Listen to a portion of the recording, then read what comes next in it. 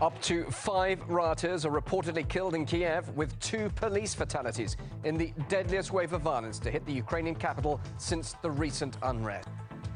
And it's unclear just who's fighting whom as armed men in uniform clash with each other on the streets of Kiev.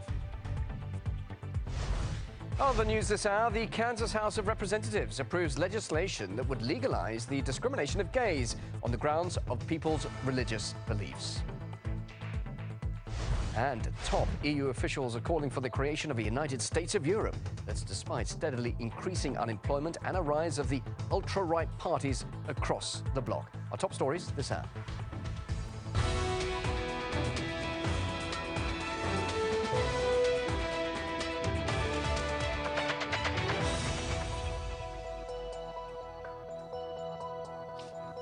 This is RT International with you 24 hours a day, live from our studio centre here in Moscow, where it's just turned 9 p.m. and 7 p.m. in Kiev, where unrest has reignited in the city just a day after the government's amnesty for protesters came into force.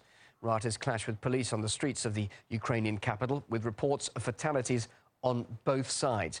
And as you can see in this video, it's increasingly difficult to understand just who the people are in uniforms attacking what are presumed to be Ukraine's riot police.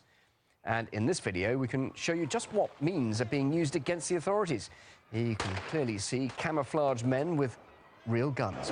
Over the last 24 hours, police have been attacked by showers of Molotov cocktails and rocks. And this is how protesters were trying to ram a truck into the cordons. So this video apparently shows the first victims of today's massive clashes between protesters and law enforcers. Up to 5 rioters have reportedly been killed, with the Interior Ministry confirming the death of 2 police officers in the bloodiest wave of violence to hit Kiev since the protest began last November.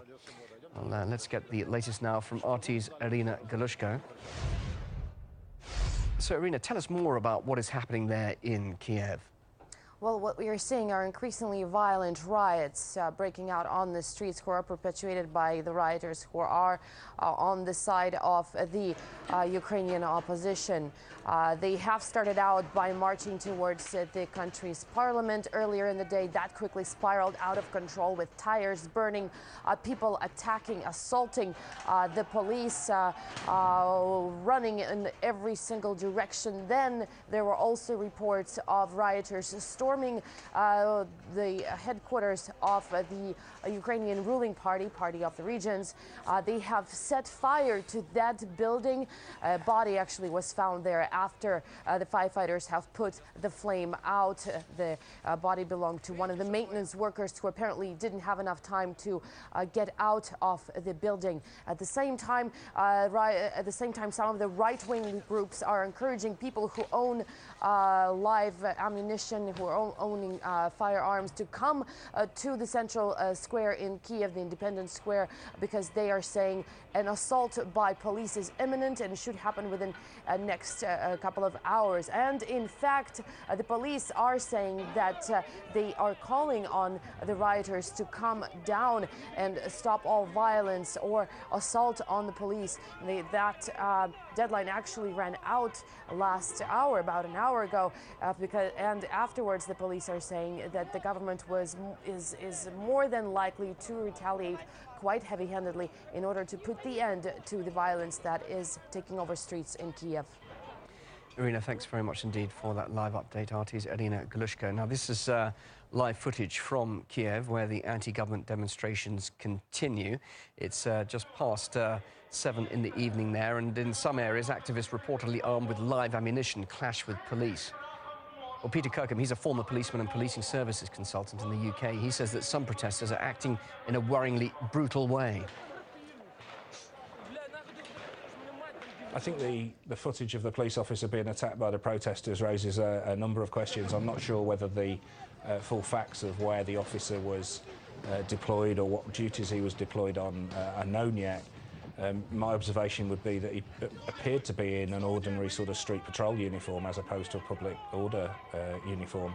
So it may well be that he was just an ordinary officer on the street that they'd grabbed hold of for some reason. But that sort of thing would be inconsistent, utterly inconsistent with peaceful protest of any sort. And it's an extremely worrying development for any police service when officers are being picked off, if you like, and taken and beaten. The US ambassador to Ukraine has been quick to react to the latest outbreak of unrest, and he said he's sorry to see more violence and urged political matters to be resolved in the Ukrainian parliament. But international relations expert Mark Sloboda feels such statements can't hide Washington's real agenda in Ukraine. They are funding it. They are supporting it. They are offering their advice. But we saw clearly in the intercepted phone call that was leaked between the U.S. Assistant Secretary of State for European and Eurasian Affairs, Victoria Nuland, and the U.S. Ambassador to the Ukraine, Jeffrey Piot, that they were actually stage managing and deciding who would, from the opposition, would take control of the next Ukrainian government and who wouldn't. But quite obviously, their plans were not followed, and their plans came actually into conflict with the plans of the European Union, which backs another candidate, Klitschko. So they are trying to ride the tiger of this in order to get an outcome for them that is good for their foreign policy and their geopolitical aspirations. But it cannot be said that they are actually in control of what is going on right there. Right now, the mob is in control. Well, do stay with RT International for the latest updates throughout the day from Ukraine.